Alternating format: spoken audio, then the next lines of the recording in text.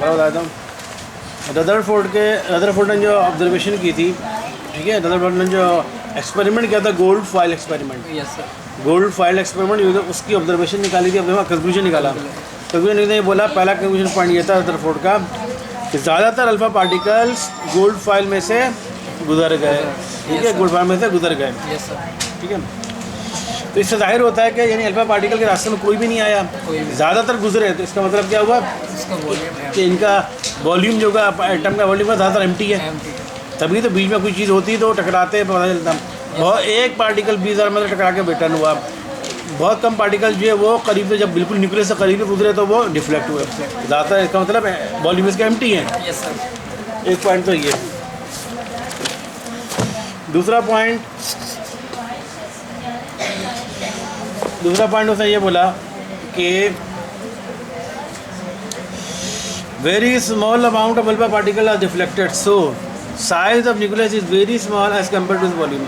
उसने कहा बहुत कम अल्फा पार्टिकल जो थे वो डिफ्लेक्ट हुए, जो ज़्यादा अल्फा पार्टिकल्स की उधर गए, बहुत कम अल्फा पार्टिकल डिफ्लेक्ट हुए, ठीक है। इससे मतलब होता है कि न्यूक्लियस का साइज़ बहुत छोटा है।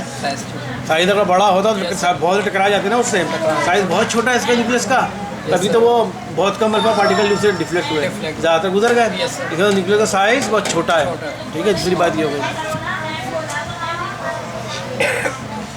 बच्चे को खुलवा दरवाज़ा खुलवा, बच्चे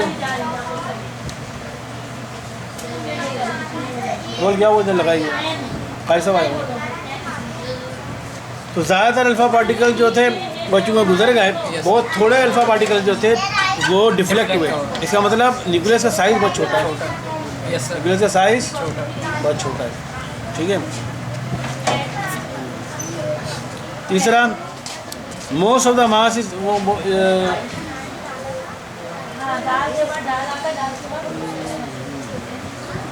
उस तरह जगह है, हमारे बच्चे फारिग हो रहे हैं उधर।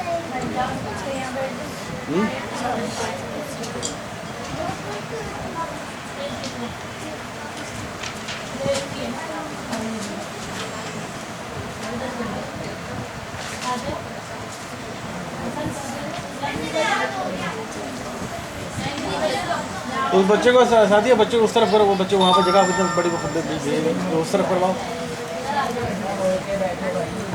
ये दीवार का उसको भेजो उस तरफ, जाओ उधर जाओ, निकल गया।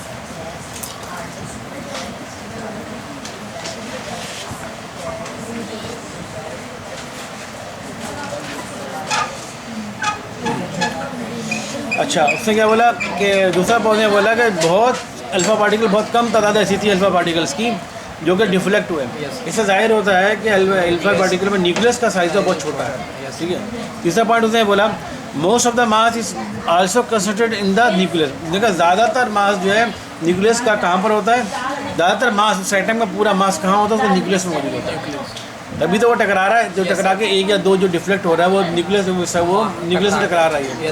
तो एटम का पूरा मास जो है वो कंसंट्रेटेड है न्यूक्लियस के अंदर, क्योंकि न्यूक्लियस के अंदर होता है प्रोटॉन न्यूट्रॉन, ठीक है।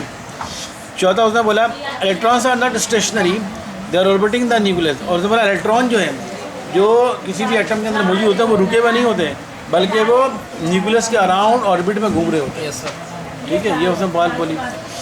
फिर उसने क्या बोला Majid, there must be some number of electron in the orbit as there are number of units of nuclear charge, as there are number of units nuclear charge, so this make the atomic number. उसने बोला कि atom जो होता है वो neutral होता है। Atom neutral होने की वजह क्या है, अगर इलेक्ट्रॉन घूम रहा है, ऑर्बिट में इलेक्ट्रॉन घूम रहा है, ठीक है, अगर इलेक्ट्रॉन की तादाद ज़्यादा है, न्यूक्लियस में प्रोटॉन की तादाद कम है, तो इलेक्ट्रॉन न्यूट्रल तो हो नहीं सकता। तो इलेक्ट्रॉन में कौन सा चार्ज हो जाएगा, नेगेटिव चार्ज। अगर प्रोटॉन की तादाद ज़्यादा है और इलेक्ट्रॉन की तादाद कम है, तो इलेक्ट्रॉन तो एटम पर आ जाएगा पॉजिटिव चार्ज, ठीक है। लेकिन एटम पर ना पॉजिटिव चार्ज होता है ना नेगेटिव चार्ज होता है। इसका मतलब ये वो जितने इलेक्ट्रॉन होते हैं उतने ही प्रोटॉन होते हैं। इससे मतलब तभी वो एक दूसरे को कैंसिल कर देते हैं। 7 इलेक्ट्रॉन अगर हैं और 7 प्रोटॉन एक दूसरे का असर ख़त्म कर देते हैं और एटम न्यूट्रल बन जाता है। ये उसने बात बोली 5वें पॉइंट में। छठा उसने बोला, very few particles Recoiled back at an angle of 180 suggested positive charge is not uniformly stripped by electric center at the point is कम. उसने कहा बहुत कम जो पार्टिकल्स जो थे अल्फा पार्टिकल वो 180 डिग्री से रिटर्न बैक हुए हैं. और उसने कहा इसका मतलब ये हुआ जो रिटर्न बैक हुए हैं ये जगह थे तो मतलब वहाँ पर हमने अल्फा पार्टिकल का वो भी पॉजिटिव और न्यूक्लियस से वो रिटर्न हो रहा है. मतलब न्यूक्लियस में भी पॉजिटिव चार्ज ही होगा तभी तो रिटर्न कर रहा है उसको. अगर न्यूक्लियस में कुछ पॉजिटिव चार्ज नहीं होता अगर नेगेटिव होता तो अट्रैक्ट कर जाते हैं ना वो. इसका मतलब न्यूक्लियस में पॉजिटिव चार्ज ही होगा तभी जो है उसने सेंटर में पॉजिटिव चार्ज ही होगा तभी वो जो बहुत कम अल्फा पार्टिकल जो बिल्कुल 80 पे 180 डिग्री पर रिटर्न हुए हैं वो क्योंकि अल्फा पार्टिकल्स क्या हैं हीलियम के एटम है पॉजिटिव यानी वो हीलियम का एटम यानी पॉजिटिव चार्ज है. पॉजिटिव जब टकराएगा वो वापस हो रहा है इसका मतलब ये भी न्यूक्लियस भी पॉजिटिव चार्ज होगा. तो उसने कहा उसको नाम दिया न्यूक्लियस नाम दिया. उसने कहा कि न्यूक्लियस के अंदर भी पॉजिटिव चार्ज ही होगा. ठीक है. और लास्ट पॉइंट उसने बोला electron lose energy continuously when moving out of nucleus. उसने कहा जब इलेक्ट्रॉन किसी ऑर्बिट पर घूम रहे होते हैं तो एनर्जी लूज करते हैं. ठीक है. व्हेन मूविंग अराउंड न्यूक्लियस में घूम रहे होंगे तो एनर्जी लूज करेंगे. ये उसने एक आखिरी पॉइंट दिया. अब ये जो उसने इतने सारे पॉइंट दिए इसमें बाज़ पॉइंट तो सही थे बाज़ पॉइंट गलत थे. तो उससे कहते हैं वीकनेस या defects of Rutherford atomic model. Rutherford atomic model की वीकनेस क्या है या रदरफोर्ड एटॉमिक मॉडल की वीकनेस क्या है या उसके डिफेक्ट्स क्या है. अब हम वो देख रहे हैं. ठीक है. रदरफोर्ड एटॉमिक मॉडल के डिफेक्ट्स क्या हैं या weakness. The weakness of Rutherford atomic model are as follows. Number 1 according to the classical electromagnetic theory if a positively charged particle accelerate positive charged particle आप ही समझ कर पहले अपना कर्म बता दो. According to classical electromagnetic theory if a positively charged particle accelerate around a positively charged particle it will radiate energy. If an electron radiates energy its speed will decrease and it will go into spiral motion finally falling into the nucleus. This is not practically found. तो Rutherford ने जो अपने जो conclusion दिया था कि ये जो पॉइंट निकाला उसमें से बाज़ पॉइंट गलत था. पहला पॉइंट क्या गलत था या उसकी रदरफोर्ड के कंक्लूजन में से पहला पॉइंट गलती क्या थी वो ये थी कि अब एक थ्योरी है फिजिक्स के अंदर जिसे कहते हैं क्लासिकल इलेक्ट्रोमैग्नेटिक थ्योरी.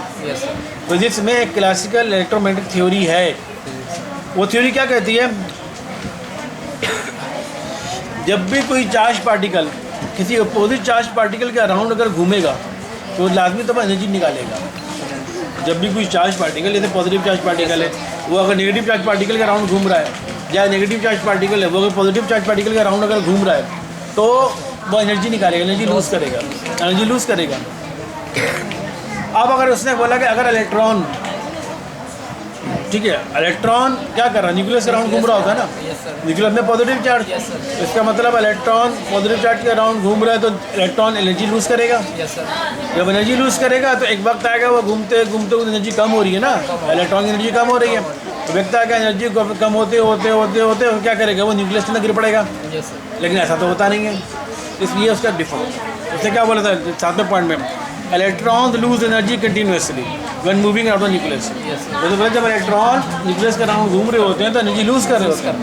तो क्लासिकल इलेक्ट्रोमैग्नेटिक थ्योरी के मुताबिक ये तो बात गलत हो गई. अगर वो एनर्जी लूज़ कर रहा है तो वक्त एनर्जी लूज़ करते खत्म हो जाएगी. जहाँ पे लूज़ खत्म होगी ना खत्म हो तो न्यूक्लियस में गिर जाना चाहिए. लेकिन प्रैक्टिकली ऐसा नहीं होता है सर. तो ये उसका डिफेक्ट है. दूसरा डिफेक्ट या दूसरी वीकनेस क्या थी रदरफोर्ड के मॉडल की electron moving through orbits of ever decreasing radius would give rise to radiation of all possible frequencies. In other words, it would give rise to a continuous spectrum. In actual practice, atom gives discontinuous spectrum. अब उसने बोला अगर electron orbit में अगर घूम रहा है orbit में घूमते घूमते वो पहले बड़े ऑर्बिट में गया फिर छोटे ऑर्बिट में फिर उससे छोटे ऑर्बिट में अगर घूमते घूमते इसी तरह एनर्जी लूज़ कर रहा है तो इलेक्ट्रॉन से निकलने वाली रेडिएशंस हैं जो एनर्जी रेडिएशन से निकल रही है ना रेडिएशन निकल रही है वो उससे जो स्पेक्ट्रम बनेंगे वो कंटिन्यूस स्पेक्ट्रम बनना चाहिए. लेकिन जब प्रैक्टिकली जब उसको एक्सपेरिमेंट वगैरह किया तो इलेक्ट्रॉनों से निकलने वाली रेडिएशन से कंटिन्यूस स्पेक्ट्रम नहीं बनता है बल्कि डिसकंटिन्यूस स्पेक्ट्रम बनता है. ये डिफेक्ट है. इलेक्ट्रॉन से निकलने वाली रेडिएशन से कंटिन्यूस स्पेक्ट्रम नहीं निकलता बल्कि डिसकंटिन्यूस स्पेक्ट्रम बनता है. ये इसका डिफेक्ट था. ठीक है. तो Thus, according to this classical principle, Rutherford model of the atom, इसके मुताबिक क्लासिकल एटॉमिक इलेक्ट्रोमैग्नेटिक थ्योरी के मुताबिक रदरफोर्ड का जो एक्सपेरिमेंट था, रदरफोर्ड का जो कंक्लूजन था, वो डिसमिस रदरफोर्ड का जो मॉडल था Yes, sir. वो एग्जिस्ट नहीं करता। यानी उसके मॉडल में ये वाले जब लॉ, ये वाली बात जो गलत है, Yes, sir. ठीक है, ये उसने कहा कि भाई रदरफोर्ड का मॉडल एग्जिस्ट में वीकनेस है, इसमें कमजोरियाँ हैं, Yes, sir. ठीक है। रदरफोर्ड के मॉडल को रिजेक्ट कर दिया गया, Yes, sir. ठीक है।